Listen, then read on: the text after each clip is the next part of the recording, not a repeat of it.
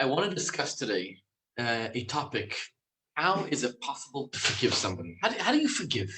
Okay, this is a topic where, when somebody wrongs you, it's so difficult. It's extremely difficult to overcome that feeling of animosity, of revenge, of harboring hatred, of harboring, like, I can't talk to this person after this person has insulted me, after this person has wronged me.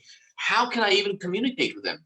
So let's look at the Torah portion this week for some guidance on this topic, because the Torah discusses it this week. Let me share the screen so you can see it. Here we go. So the Jewish people have been now in the desert for approximately 39 years. They're at the end, it's Parshas Chukas, they're at the end of Moses' life, and they're in the desert. So take a look what it says here. Okay, so the verse says, Vayishma, verse number, chapter 21, Vayishma HaKna'ani melech Arad yoshev hanegi ki ba Yisrael derech hatrim vayilachem Yisrael v'yishuvenu shevi. The Jewish people having tzaras from this king. Going to continue, and they had to. The Jewish people had to go basically around. Look at verse number 4. Vayisum mehor har derech Yamsuf lisbov b'seret lo me'tiksan nafsham b'derech. They were journeying and journeying and journeying, and the Jewish people, they're like, they were upset during the way. It doesn't take a lot to make the Jewish people upset, but here's what happens. The people spoke Belokim against God and against Moses, and they said, like, why did you take us out of Mitzrayim to die in the desert? Why on earth would you do it? They showed how ungrateful they were over here. There's no bread, there's no water. They were complaining about the man, the famous man, bread from heaven, the man which came down every single day for 40 years in a miraculous way. And it tasted whatever you wanted it to taste like. You wanted sushi with sushi, you wanted steak, you wanted ice cream, whatever you wanted, this is what the man was. The water was from the well of Miriam, it was delicious. And they complained. And God was angry, God sent these serpents, and a lot of people died. So what happened is, look at verse 7, this is what we're discussing today. The people came, they said to Moses, we sinned. Because we spoke against you and God. Please pray to God, and he should take away these snakes that are biting us and harming us. What does Moses do? These people who had wronged Moses, Moses goes now and he prays for them. Rashi, the commentary right in front of you, Rashi says, Mikan, from here we learn,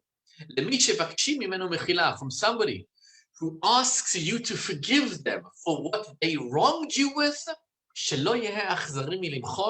that you should not be cruel and you should forgive them. That's what you should do.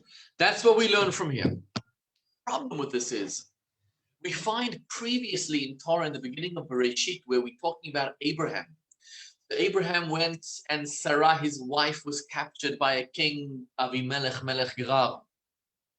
And Avimelech wanted Sarah for himself. And Avimelech, God made a miracle and Avimelech wasn't able to touch her, to harm her until he realized his wife. Anyway, he returned Sarah to Abraham.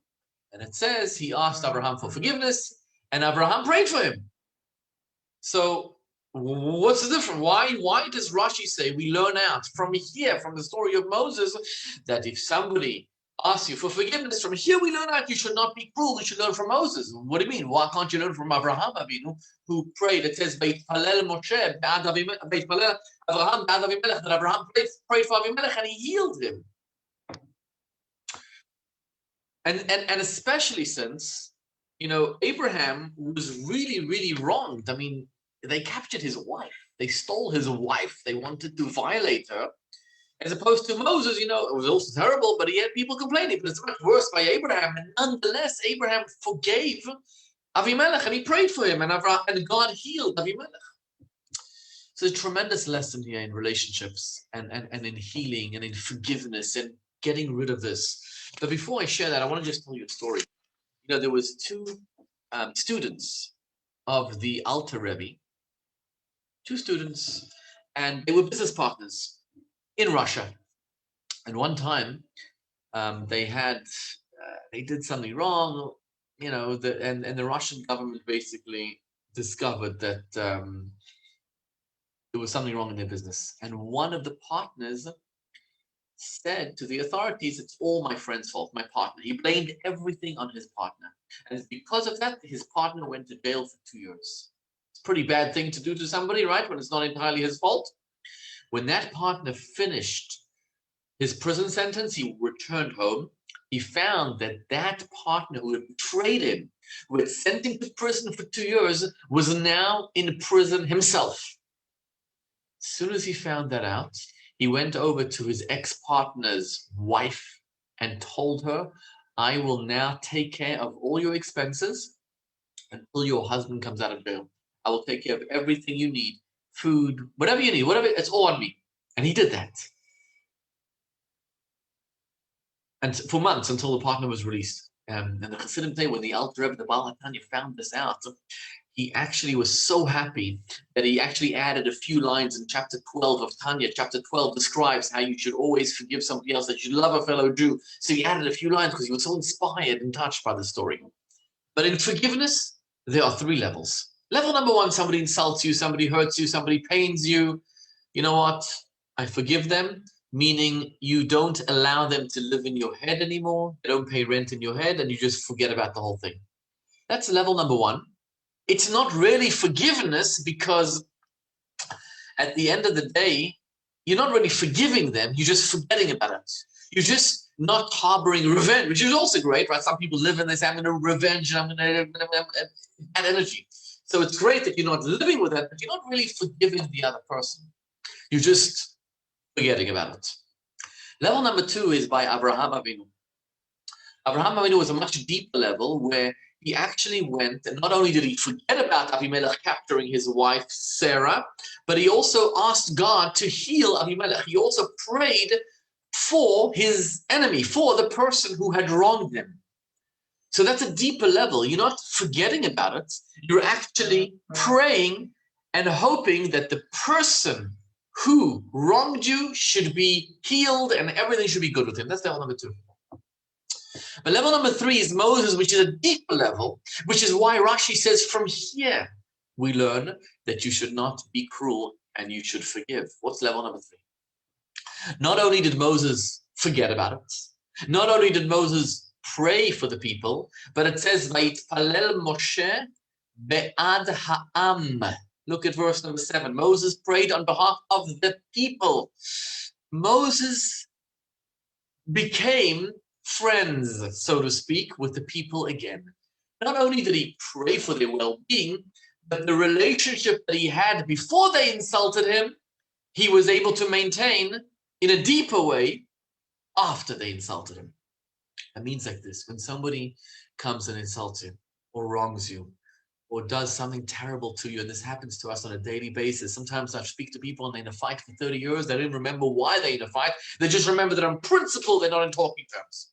Right? So whether it's your spouse, whether it's your employee, whether it's your employer, whether it's your friend, an ex-friend, 3 levels. Level number 1 is just to forget.